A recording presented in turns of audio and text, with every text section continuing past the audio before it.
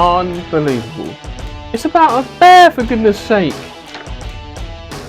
How would you even begin to even pitch the idea for a film like this? You needed to care more about the characters.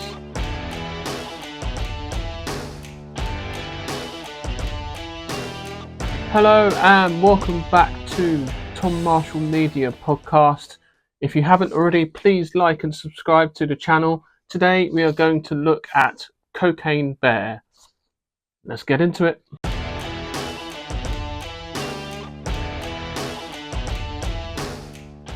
The film is directed by Elizabeth Banks. She is an actress turned director. Been in films such as 40-Year-Old Virgin, also The Hunger Games. May the odds be forever in your favour. That's the one. All right. It stars Keri Russell, who you may know from The Diplomat and The Americans, really well-received television shows. Alden Ehrenreich, who you may know from Solo and Brave New World. O'Shea Jackson, who you may know from Straight Out of Compton and Den of Thieves, and Ray Liotta. All right.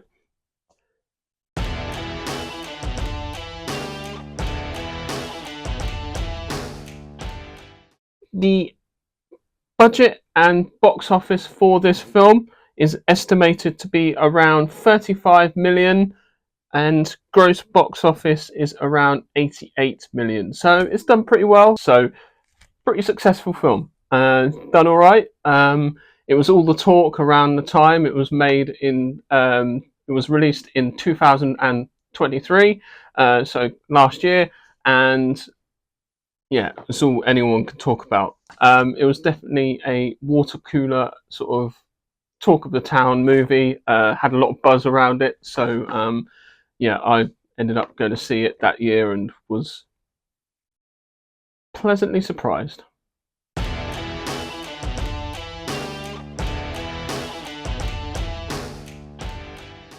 The film is based on a true story that came out in the early 80s about a bear that had been found dead after having consumed a large quantity of cocaine.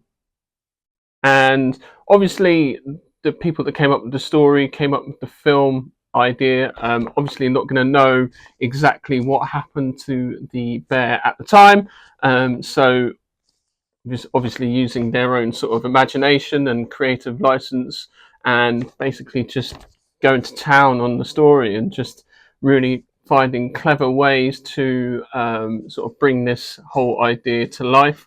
And yeah, it is absolutely wild, and we're going to get into it in a bit more detail, but basically it's the story of this bear.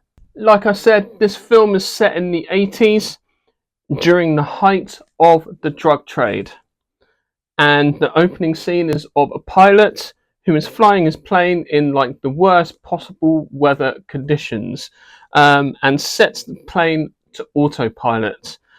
He acts rather sort of laid back, chill, not a care in the world despite what's going on all around him, and considering the peril he's in, you soon discover that this pilot is a drug runner, and is about to smuggle hundreds and hundreds of kilos of cocaine and throw it out the window.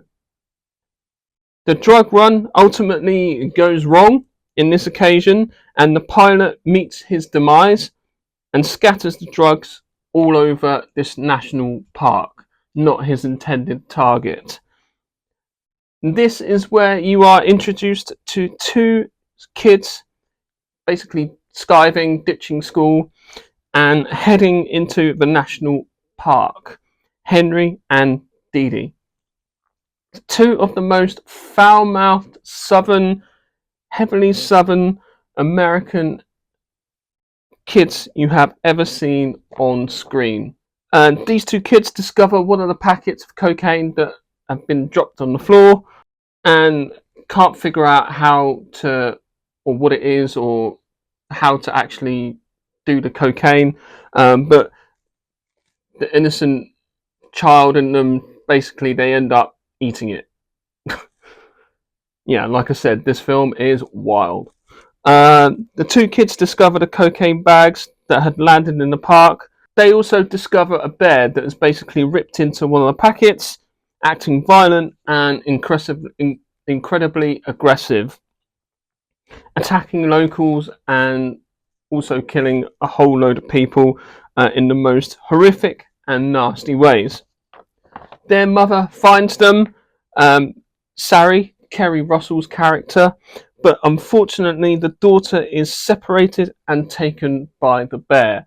The drug dealers responsible for the cocaine attempt to retrieve what's left of their product, headed up by Eddie and David. That is Alden Ehrenreich's character and O'Shea Jackson's character. Later joined by Ray Liotta, Sid, son to Eddie. It basically ends up becoming a cat and mouse race between the family, the drug dealers, the park rangers, the psychopathic, coked up, extremely violent 100-pound grizzly bear, or whatever type of bear it is, I'm not even sure, and the police to see who can reach the cocaine first through the dense forest of this national park. So, pretty simple storyline, loads of characters, loads of things going on, but the central antagonist is a bear, coked up to the night. Yeah, crazy.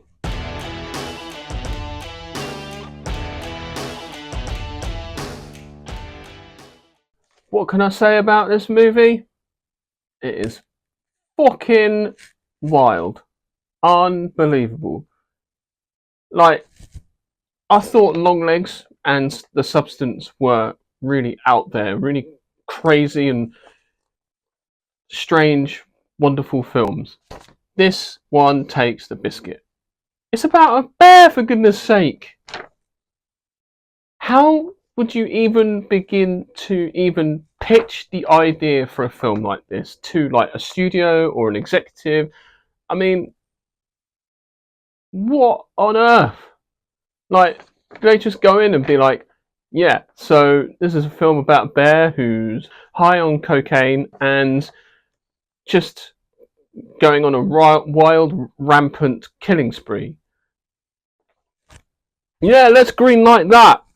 Go, here's some money. Have it. Have some money. The bear, I thought, was really, really well designed. The VFX artists, whoever they were to make this happen, did an amazing job at creating something from nothing. Down to the individual strands of hair on the fur, to the drool coming out of his mouth, making him the most frightening and menacing visual effects bear that you've ever seen on screen. Imagine Yogi Bear, but on crack cocaine. The shading and how it interacts with the real world is second to none. They must have spent ages going through each shot, going through each effect on the bear, and really making sure that it's realistic, it blends in well with the environment that it's in, and you know, to the viewer, when I was watching the film, I didn't even notice that it was really a visual effects bear. Like, you know, it was so realistic and lifelike.